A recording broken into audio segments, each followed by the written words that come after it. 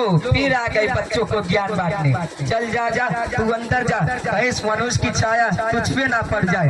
पढ़ी आई है स्त्रियों को शिक्षित करने, पढ़ लिख कर क्या करेगी, चूल्हा चौका ही तो करना है, बच्चे ही तो संभालने हैं, कपड़े ही तो धोने हैं। पढ़ी आई है स्त्रियों को शिक्षित करने। चल जा सासू माँ, अरे ओ सासू माँ। राम राम मास्टर भाई, मुझे तो ज्योतिबा ने पढ़ा के छोड़ दिया ज्ञान बांटने को, और तुम हुई चली आई ज्ञान बांटने। अरे क्यों बर्बाद कर रही है हमारे बाल बच्चों को। अरे तू स्त्री जात पे कलंक है, कलंक। अरे तेरे अकल पर ही गोबर पड़ा है।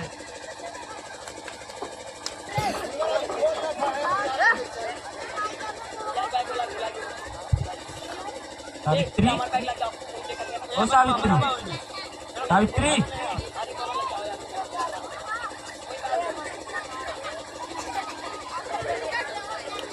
सावित्री, मैं जानता हूँ आज तुम्हारे साथ क्या क्या हुआ।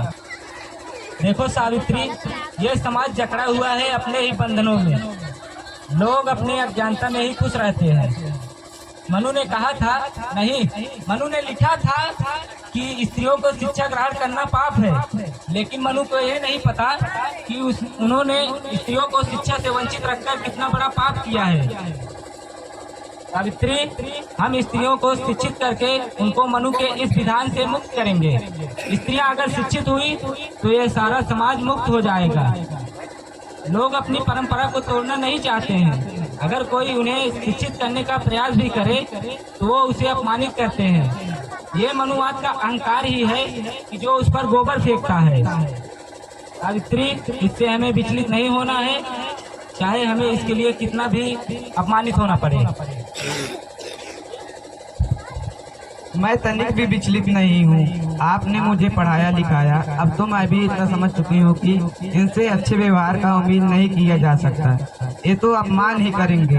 मैं ये सोच रही हूँ कि कब तक शिक्षा का महत्व समझ नहीं आएगा और कब तक ये अज्ञान के अंधेरे में रहेंगे।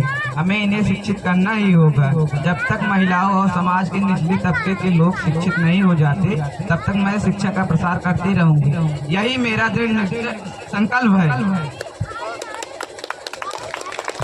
बहुत ही अच्छी प्रस्तुति इन कलाकारों द्वारा। तो इन बच्चों के उत्साहवर्धन में कृपया आप लोग ताली बजाएं। आप लोगों को जीवन का इतिहास बताने के लिए बच्चे पुरुष से स्त्री बन रहे हैं।